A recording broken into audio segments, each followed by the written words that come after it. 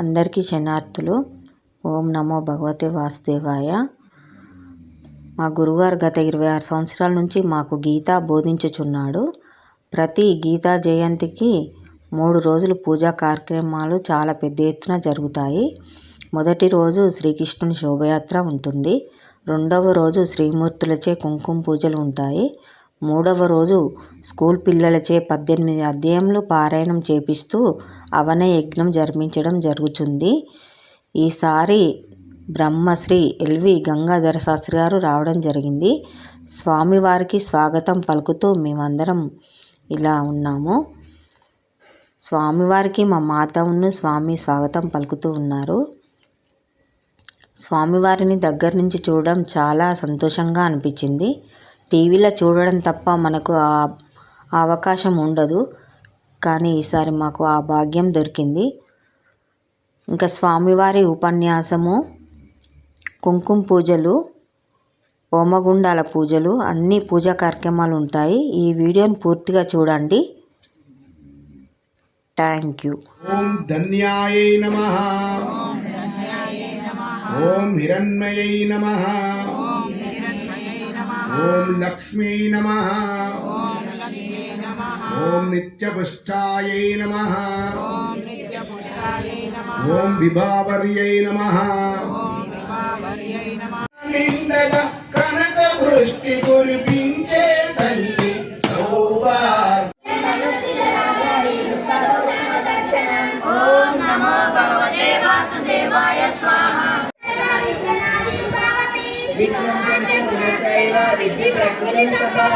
ఓం నమో భగవతే వాసుదేవాయ స్వాహ.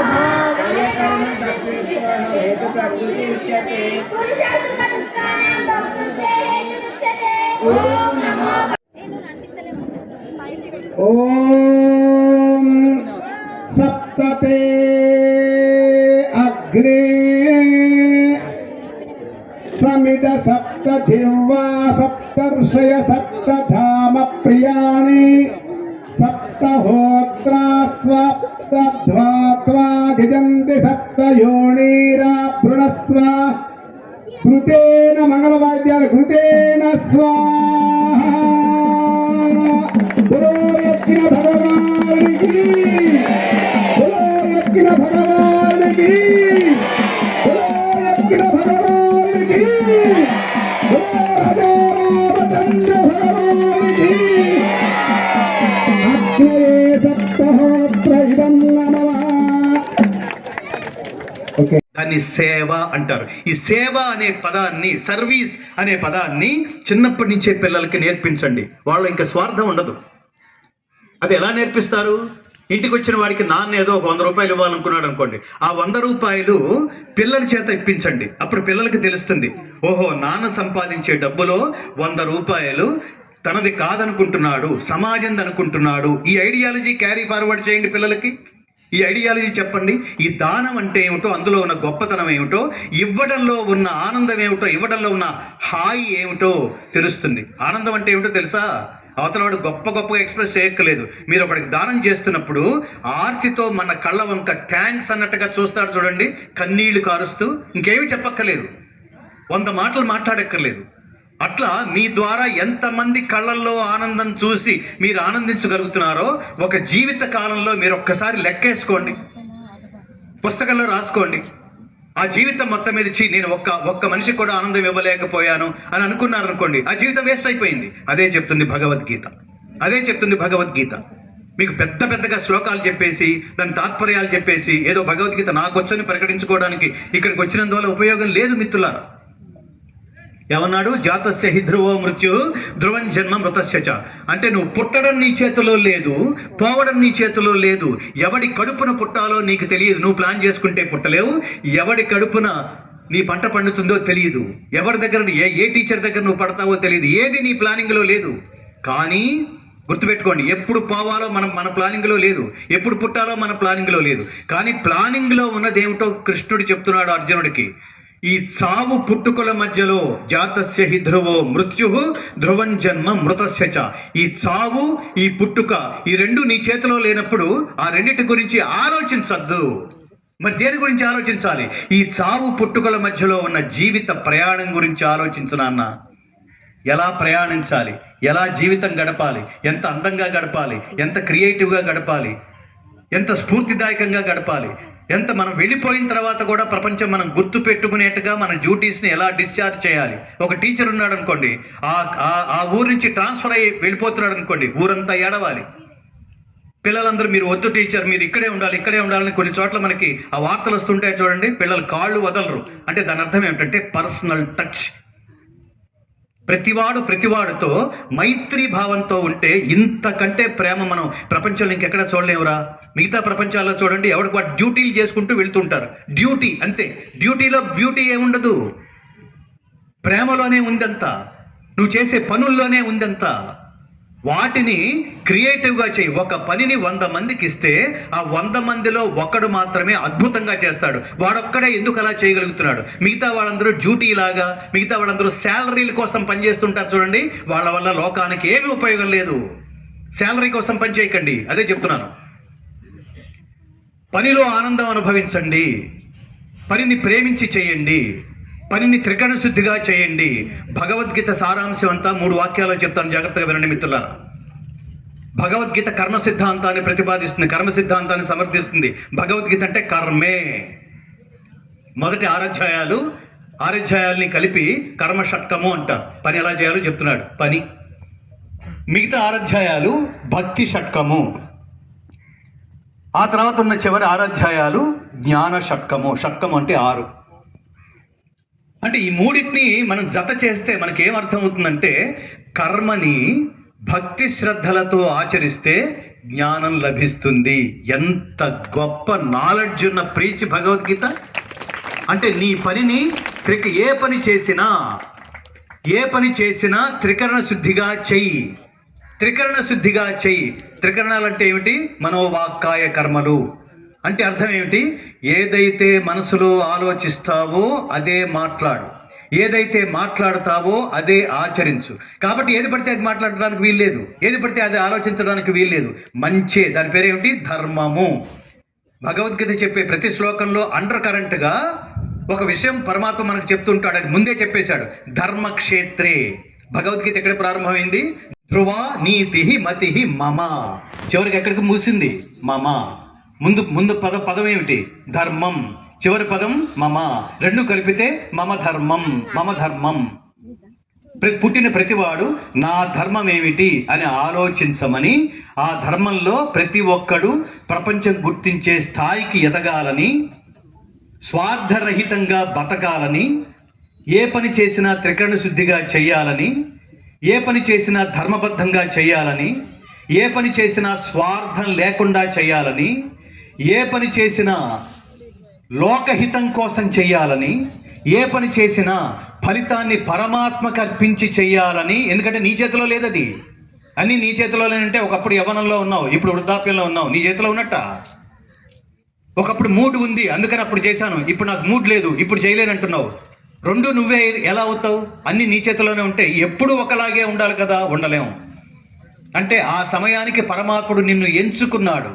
ఈ వేదిక మీద కూడా ఇక్కడికి రావడానికి ఒక మహానుభావుడు కృషి వల్ల, ఆయన ఆలోచన, ఆయన మస్తిష్కంలో ఉన్న ఒక గొప్ప ఆలోచన వల్ల నాలాంటి వాళ్ళు ఇక్కడికి రాగలిగారు. నేను మీ ముందు కూర్చోగలిగాను, ఇంతమంది దైవబంధువుల్ని కలుసుకోగలిగాను, ఈ బాలికల రూపంలో ఉన్న దేవుళ్ళు కలుసుకోగలిగాను. మీలో జ్ఞానమే దేవుడైనప్పుడు ఇంతమంది దేవుళ్ళని నాకు కలిపిన ఇంకొక దేవుడు ఉన్నాడు. ఆయన పేరే ఇదిగో కొట్టండి,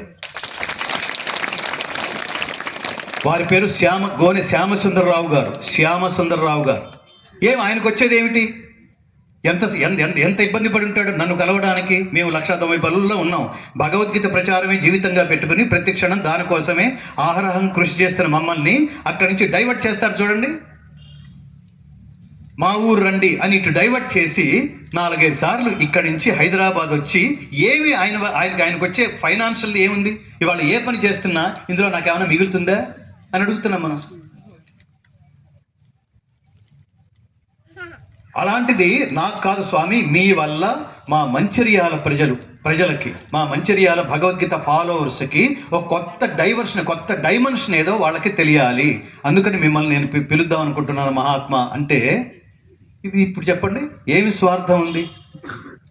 ప్రతి ఇంటి నుంచి మన ఇంట్లో నలుగురు ఇలాంటి వాళ్ళు ఉంటే తప్ప భారతదేశానికి పూర్వ వైభవాన్ని రాదు మిత్రులారా. అప్పటిదాకా స్వార్థంతోనే ఉంటుంది భారతదేశం.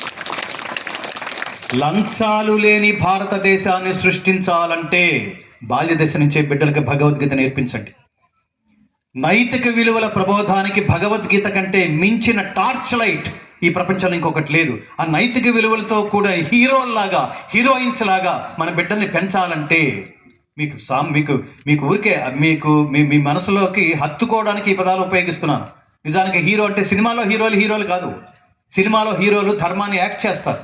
యాక్ట్ చేసిన వాడికి ఎంత పవర్ ఉంటే ధర్మాన్ని ఆచరించే వాడికి ఇంకెంత పవర్ ఉండాలి.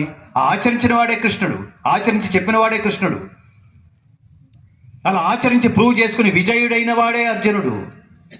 మీరు చూడండి, మనం కృష్ణుని చూడలేకపోయాం, కృష్ణ పరమాత్మని మనం చూడలేకపోయామని మనం ఫీల్ అవుతున్నాం.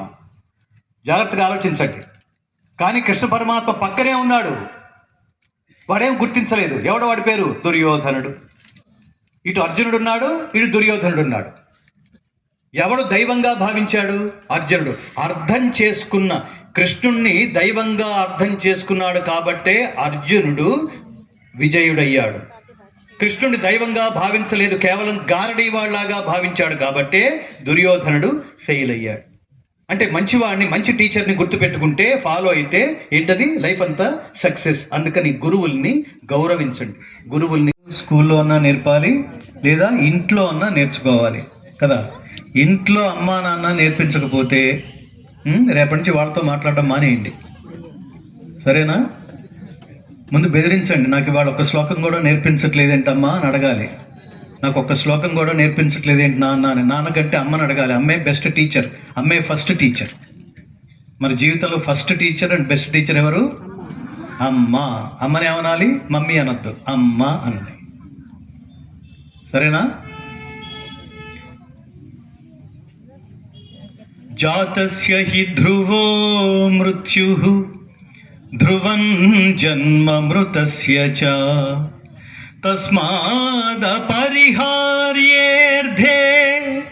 నత్వం శోచితుమర్హసి